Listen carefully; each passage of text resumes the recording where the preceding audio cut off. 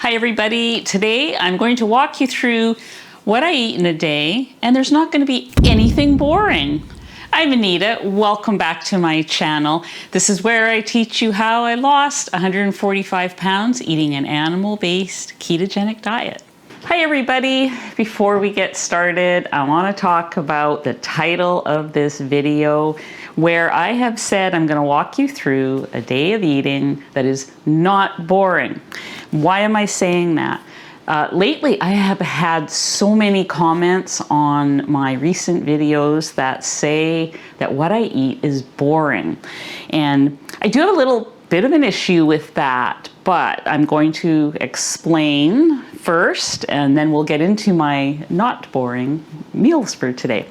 So first of all, I don't find steak on a plate or plain hamburger meat or any of those things boring. I find it exciting that I can eat that kind of stuff. It's filling, it's full of nutrition, it powers my day. I find it pretty darn exciting that I can eat that and I can, get down to the lowest weight I've been as an adult, and I'm still working on it. You've seen my picture at the beginning of this where I was over 320 pounds. That was boring. That was a really boring life when you're afraid to go out, you're afraid to do things. All that said, I do remember what it was like when I first started thinking about this whole going carnivore business. I remember having those thoughts, well, how can I eat just that? What is that going to be like? How will people react to me? Am I relegated to the rest of my life eating only meat? Well, yeah, right now, and I'm excited about it. I could totally, it was something I couldn't see back then about how exciting it can be to eat this way and how exciting it is to feel as good as I feel. I know that when you're at the beginning of the journey, you're not feeling that. You're feeling like, what am I getting myself into? How is this sustainable? You've got all those questions and doubts.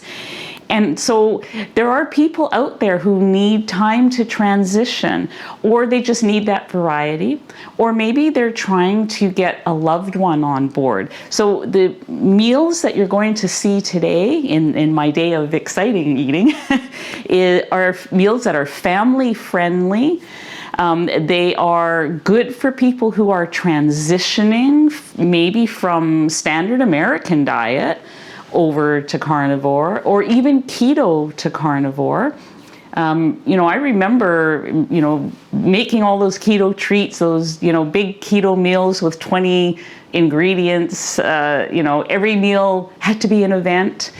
And I'm just not there anymore. I'm give me a steak on a plate person now.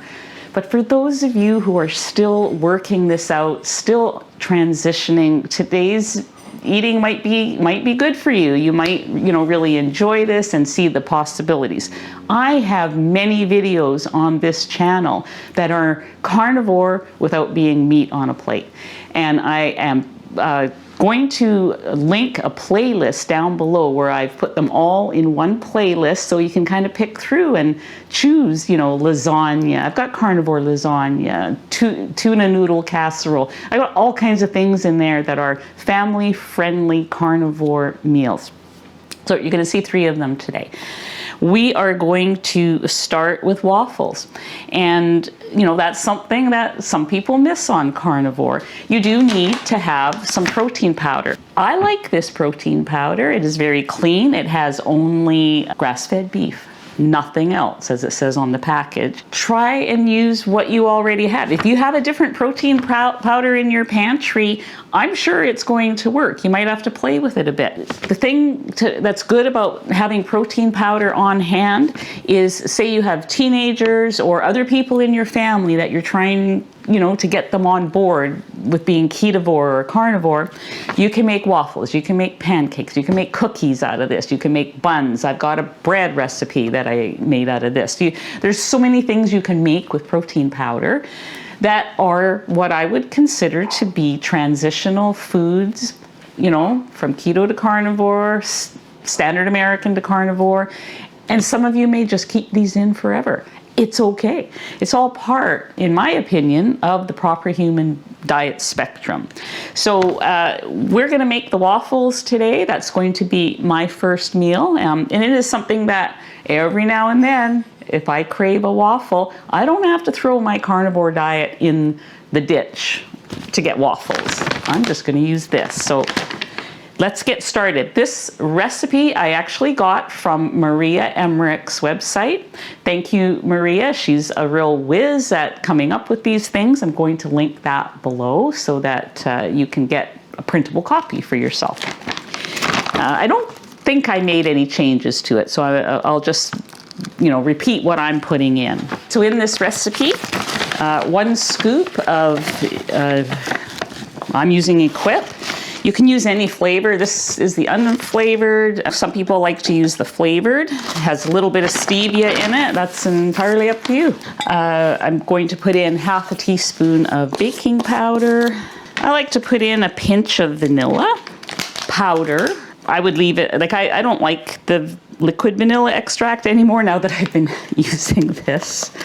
I just love this so much better. It doesn't have that aftertaste. I'm putting in a tablespoon of gelatin powder. You can get any gelatin powder brand on Amazon. I've linked a couple of possibilities below. The only ingredient should be gelatin, pure beef gelatin, and then in brackets they put collagen. So 1 tablespoon. Now, I know that a lot of you are going to ask, because I always get asked this when I use it, can we leave out the gelatin if we don't have a gelatin? Yeah, it's just going to be a different texture. So what I love about the gelatin is that what it does is it makes the outside crispy. And that is perfect for waffles. You want those waffles to be crispy. I do. This also makes perfectly good pancakes too. And I like my pancakes to be crispy as well. So I'm just stirring up the dry ingredients. Oh, I know. I wanted to put in just a little pinch of Redmonds. Something about Redmonds just makes everything taste better. Going to put in 2 eggs. I'm just also going to heat up my waffle maker. I'm using this dash. It makes kind of a bigger waffle. I know some of you have the little mini dash for making chaffles. You can use that too. This will make 4 or 5 of those depending on how much you put in there. I always recommend putting a plate underneath because you never know. Sometimes it oozes out and makes a mess. I am going to plug this in now so that it heats up while we mix up our batter.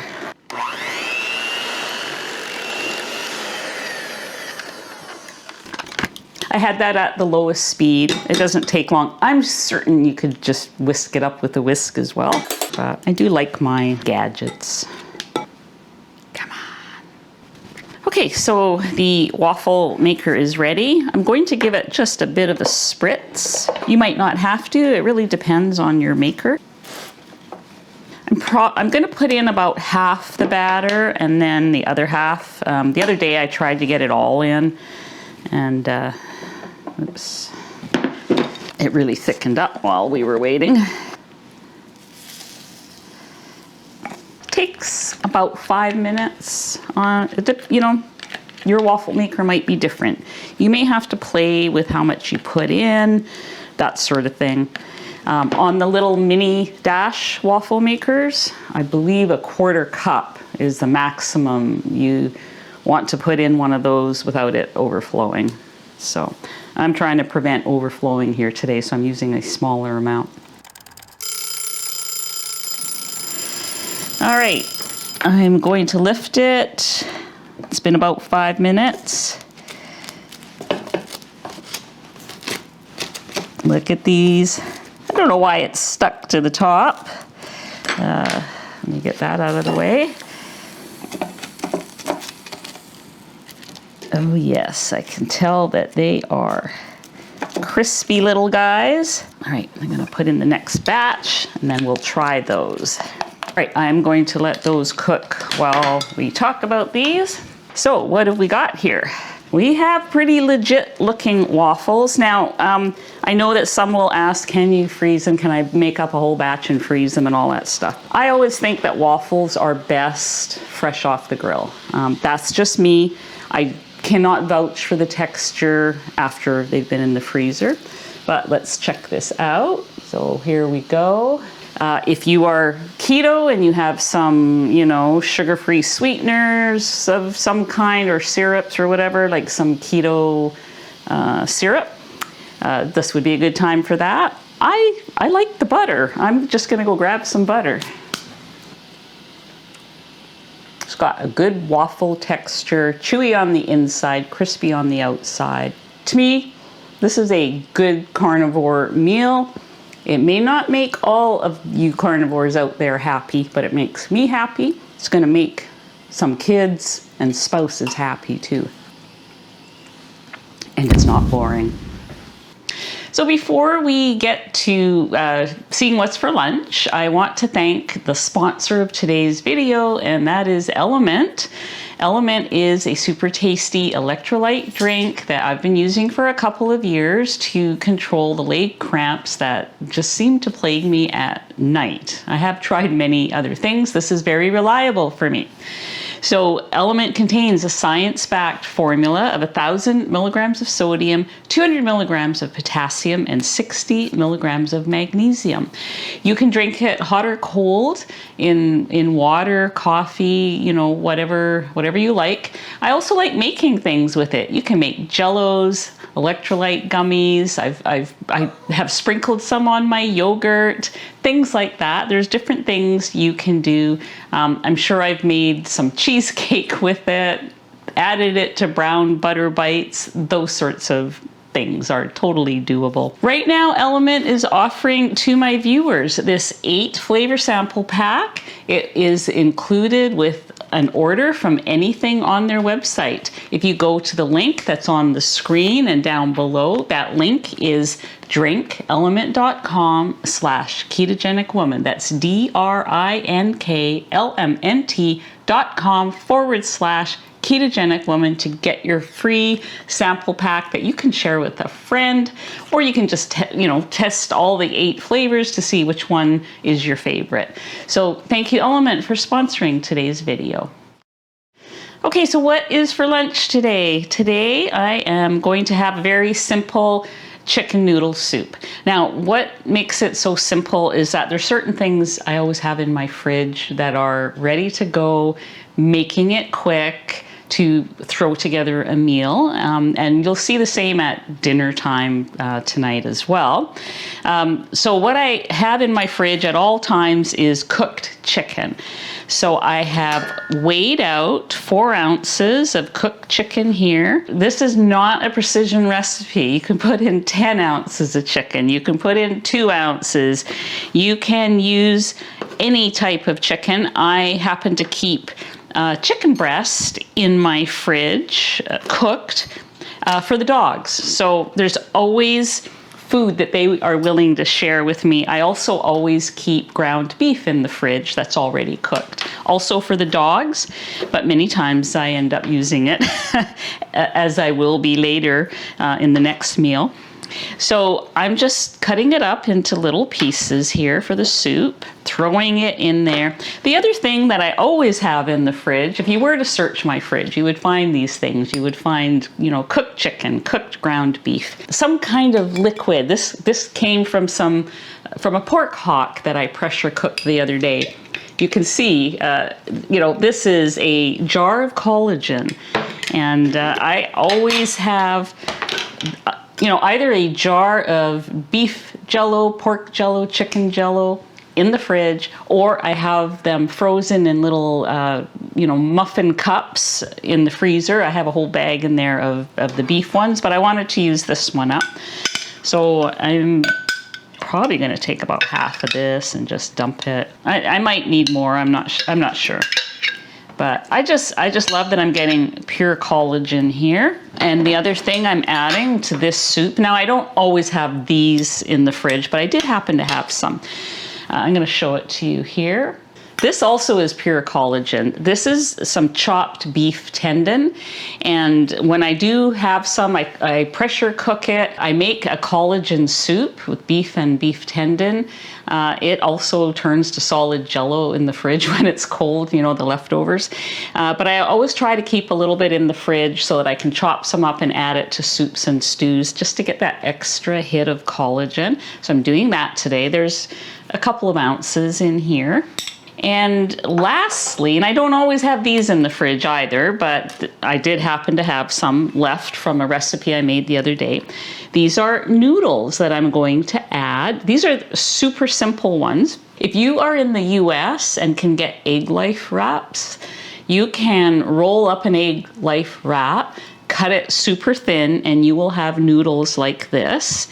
I made my own because here in Canada they're not available. I learned how to do it from Indigo Neely, and I'm going to link her video where she shows how to make these things, you know, from scratch. It's basically egg whites and beef gelatin, pinch of salt. That is it. And they make awesome noodles. But that said, if you like my beef noodles and chicken noodles and things I've made in the past, I have a whole playlist that is all my pasta noodles. I have various kinds that I've done on YouTube, so there's those as well. But these are the ones that I had. So I'm going to put them in towards the end right now. I'm going to let this simmer because I have the beef tendons in there. They are pre-cooked, but I do like them to simmer for about 10 minutes to soften them up. They are quite chewy if you don't. So I'm going to let this cook for 10 minutes. Be right back to show you kind of how I finish it off. Okay, soup's ready. I let it simmer for about 10 minutes. Then I threw in my noodles. I only used about half the noodles for the last minute, I guess. They're already cooked. You just need to warm them up. There we are. There's our chicken noodle soup. Any of you who are die-hard purist carnivores, I'm going to add a little bit of parsley on top. Look away, look away. It's all fine. There's a little bit of color. Now on the side, so I do have a rule with myself. On one of my plates during the day, I have some kind of seafood, whether it's sardines, salmon, in this case, smoked oysters in olive oil. Somebody on my recent live stream that I did with Christy from Meeting Wellness, I think I had complained about not being able to find oysters that were clean of seed oils. A couple of the viewers let me know where I could find them, and I got a whole case. So I actually really love them. So thank you, thank you. So here we are. This is my, I don't know why I have 2 spoons on there. I have added a little bit of Redmonds. It could use a little bit of salt, but there's my delicious lunch. And yeah, I love it. We'll see you guys at dinner time. Okay, I'm prepping for dinner, and I've decided to make a cheeseburger casserole. I think almost every YouTuber has 1 or 2 of these cheeseburger casserole recipes on their channel. I think I'm the only one, and the only reason I haven't done it is because there's so many of them out there. But so here I go. It is something that a lot of people like to have as part of their carnivore or keto lifestyle. And it's very family friendly. We're talking, you know, ground beef, it's budget friendly, shredded cheese, eggs, really simple to put together. I'm doing a taco twist on mine. Okay, so the first thing we need for this taco hamburger casserole is ground beef. This is a perfect recipe to use the already pre-cooked ground beef that I taught you how to do in a recent video where my hack was to pressure cook 5 pounds of ground beef all at once. So I'm going to use some of that in this recipe, and I'm going to weigh out 12 ounces cooked is approximately a pound of raw ground beef. So I'm going to weigh that out right now. Having pre-cooked ground beef in the fridge or the freezer is so good for fast meals. So I'm just going to crumble this up into this pie pan. This is about a 9-inch pie pan, 9 or 10-inch. You can use a square casserole dish if you like. Whatever you have. Okay, we've got our ground beef in there. The other thing I am putting in is bacon. Now, I normally prefer to use my own leftover bacon. There's not always leftover bacon, though. Sometimes it's hard to keep enough leftover bacon. So I'm just going to use, these came from Costco. This is just fully cooked bacon pieces. It's what I have. I need to use them up anyways. So I'm putting half a cup of bacon pieces, and I will list the ingredients below in the video note since I don't have this recipe anywhere but in my head. A lot of you guys come back to me when I make something on camera. Where's the recipe? Literally, almost everything is here. Once in a while, you'll find it on my website. It's just not really how I roll. I kind of, sometimes I make things up as I go. So sorry about that. I've got my meat in here. I am going to mix up 6 eggs in here, just with a whisk. And I'm going to set the oven right now to 350.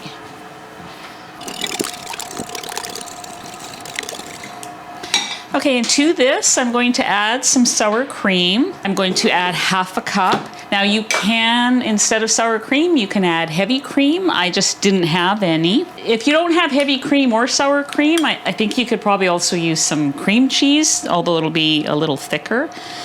But we'll go with this. I'll just mix that in. Into the meat, I'm going to stir in a tablespoon of Redmonds Real Salt Taco Seasoning. I love this stuff. And I will put a link to it below from the Redmonds site. I do have a discount link. That's if you use my code Ketogenic Woman, then you will get, I can't remember how much, but a discount. I'm just going to stir that in and stir in the bacon pieces as well. The one thing that is nice about these ground beef casseroles, you can, just by changing up the seasoning and changing up the cheese, you can come up with all kinds of different ideas. You could use feta cheese, Greek seasoning. You could keep it very plain. If you're dairy free, you could use no cheese. I've done that myself. I don't do dairy very often. Dairy does make the carnivore meals a little more exciting and perfect for transitioning over to lion diet or something like that. So, in celebration of this day of non-boring carnivore eating, I'm adding cheese and dairy in here. So I've got my seasoning in. I have the 2 meats I wanted, and I'm just mixing up the sour cream and the eggs a bit more. And how's our oven is heating up. That looks pretty good. So I am going to pour this over evenly. Well, doesn't have to be perfect. This is about 8 ounces of cheese. I measured it. And you can use any kind. This is just a mixture, Tex-Mex. But like I said, just change up the cheeses. Make this Italian, or in this case, it's a bit of Tex-Mex with the taco seasoning. This is where you get to make the same meal 3 or 4 times in a week, and it can taste different every time. This is a very budget-friendly, family-friendly meal. Okay, so there it is. That is going to go in the oven for half an hour, 350. Do check it though. Everybody's ovens are different. And once it's, all bubbly and starting to brown on top, you are good to go. Okay, here it is. So it was in there 30 minutes, 350. It's nice and bubbly, browning around the edges. To serve it, I like to eat it in a bowl, but I imagine that, you could make little pie-shaped slices out of it and serve it that way.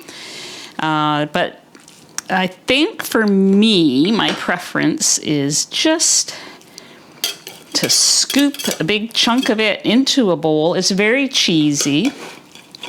Now, for those of you that are ketovore, keto, you can top this with sliced avocados, some salsa, different things like that, black olives, you know, make it kind of, make it a little more zesty and exciting.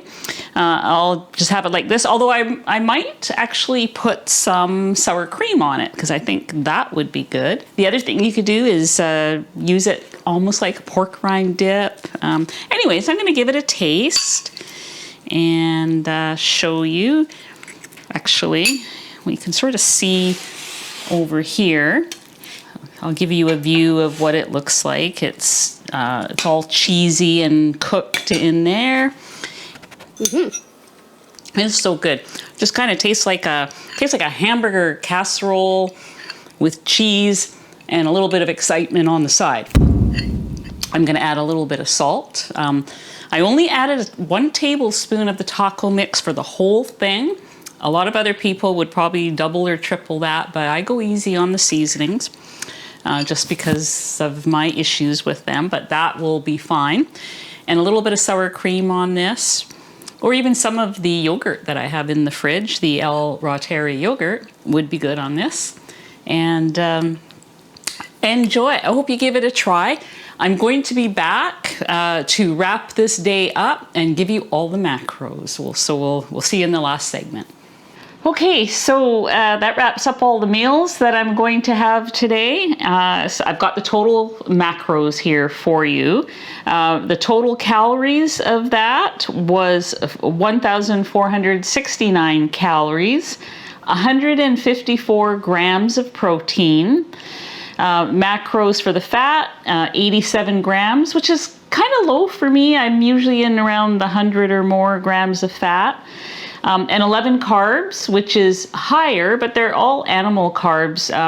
The carbs came from the eggs. The oysters have a lot of carbs, 4 or 5 carbs from there, and the cheese, of course. So, you know, animal carbs, I don't really concern myself with. So that was the day, and just, you know, again, it's not something it was fun to do that, but typically my meals are a lot simpler than that these days. But I hope you enjoyed it anyways, and that is giving you some ideas of maybe what you can do on carnivore that is, you know, not just meat, and you know how to transition friends or family over, or kids, other loved ones. Thanks for watching this video today, and we'll see you guys on the next video. Mark. Oh, this is where I introduce myself. Okay, sorry, I forgot where I was. I guess, no, that's not what I want to say. So let's get started. I need some ground beef. What kind of director are you that we're shooting today? We have 2 scoops in this. Hang on, it might be 1 scoop. This particular sour cream is the, oh, it's not. Scratch all that.